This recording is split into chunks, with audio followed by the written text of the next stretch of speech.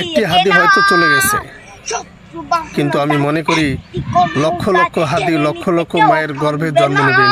আপনি ভিডিওটি দেখুন, তাহলে আপনি বুঝতে পারবেন ইনশাআল্লাহ। শহীদ গাছ রেখেছে জীবন বাজ করছে স্বাধীন এই মাটি।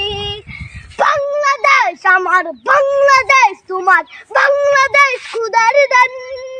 সোনার জন্য ভূমি তোমার জন্যে আমি জীবন দিয়েছি কোরবান।